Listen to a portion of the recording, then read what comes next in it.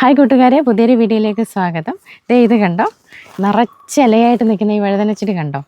ഇതുപോലെ ഇന്നലെ രാത്രി മൊത്തം ഇതുപോലെ നല്ല രീതിയിൽ നിറച്ചിലയായിട്ട് നിന്ന ഒരു വഴുതന ചെടിയുടെ ഇപ്പോഴത്തെ ഒരു അവസ്ഥ കണ്ടോ?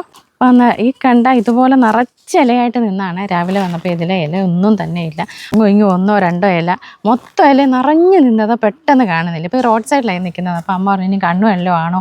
അപ്പോൾ ഞാനും വിചാരിച്ചു കണ്ണൊക്കെ ഉണ്ടോ എന്നൊക്കെ വിചാരിച്ച് വന്ന് ചെക്ക് ചെയ്യാൻ നോക്കിയപ്പോഴത്തേന് ഇതുണ്ട്, ഈ ഒരു വലിയ കണ്ണാന്ന് മനസ്സിലായി. കണ്ടോ, ഈ ഒരൊറ്റ ഒരാളോ, അധികം പുഴുവൊന്നുമില്ല. സാധാരണ ചെറിയ ചെറിയ പുഴുകൾ വന്ന് നിറച്ചില തിന്നാറുണ്ട്. ഇതങ്ങനെയല്ല, ഈ ഒറ്റ ഒരുത്തൻ. കാണാൻ തന്നെ എല്ലാം ഭംഗിയാണ്ട. ഈ ആളാണ് ഈ ഇലയെ മൊത്തം തിന്ന് നശിപ്പിച്ച് ഈ പരുവത്തിലാക്കി വെച്ചിരിക്കുന്നത്.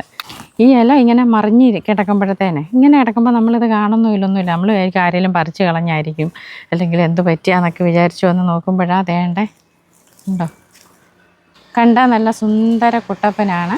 ഇവന് സെക്കൻഡുകൾ മതി ഓരല്ല തിന്നാൻ. അതിനുശേഷം ഈ കളറാണ്. ഇതിന് ഓടി അപ്പുറത്തെ ഇലയിൽ കയറി അത് മൊത്തം തിന്ന് മൊത്തം നശിപ്പിച്ച് കളയും.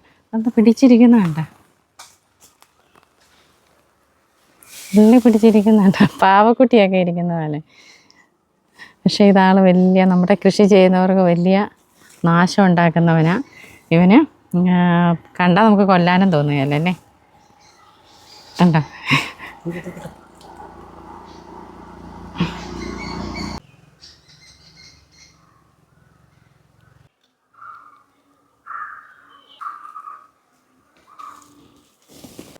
ഇവനെ പോലെയുള്ള ഒറ്റ ഒരുത്തം മതി നമ്മുടെ കൃഷി ഒറ്റ ദിവസം കൊണ്ട് നശിപ്പിച്ച് കളയാൻ. നമ്മൾ ആറ്റുനോറ്റുണ്ടാക്കി ഓരോ ചെടിയും ഇങ്ങനെ പരിപാലിച്ച് കൊണ്ടുവന്ന് കഴിയുമ്പോഴത്തേന് ഇതുപോലെയുള്ള ആളുകൾ വന്ന് ഇത് നശിപ്പിച്ച് കളയുമ്പോഴത്തേന് നമുക്ക് ഭയങ്കര ബുദ്ധിമുട്ടാണ്. അതുകൊണ്ട് പിന്നെ കൊല്ലാതിരിക്കാൻ നമുക്ക് വേറെ നിർവാഹമില്ല. അപ്പം ഇതുപോലെ നമ്മൾ ഓരോ ദിവസവും വന്ന് ചെക്ക് ചെയ്യണം. അതിരാവിലെയൊക്കെ വന്ന് ചെക്ക് ചെയ്യുക. വൈകുന്നേരങ്ങളിൽ നമ്മുടെ കൃഷിയിടത്തിലെല്ലാം ഒന്ന് പരിശോധിച്ച് നോക്കുകയാണെങ്കിൽ തന്നെ നമുക്ക് കണ്ണുകൊണ്ട് കാണാവുന്ന കീടങ്ങളെല്ലാം നശിപ്പിച്ച് കളഞ്ഞ് നമുക്ക് സംരക്ഷിക്കാനായിട്ട് പറ്റും. ജൈവ കൃഷി ചെയ്യുന്നവർക്കാണ് ഈ പ്രശ്നങ്ങളെല്ലാം കൂടുതലായിട്ട് വരുന്നത്. രാസകൃഷി ചെയ്യുകയാണെങ്കിൽ, കീടനാശിനികളൊക്കെ പ്രയോഗിക്കുകയാണെങ്കിൽ ഇവരാരും എടുക്കുകയില്ല. ചെടി നന്നായിട്ട് തഴച്ച് വളഞ്ഞിഷ്ടം പോലെ കായ്കളൊക്കെ ലഭിക്കും. പക്ഷെങ്കിൽ അന്നേരം നമുക്ക് ആ കായ്കളെ ഭക്ഷിക്കാൻ എത്രമാത്രം നല്ലതാണെന്ന് നിങ്ങൾ തന്നെ ആലോചിച്ച് നോക്കിക്കോ. മറ്റൊരു വീഡിയോയുമായി വീണ്ടും കാണാം. നന്ദി.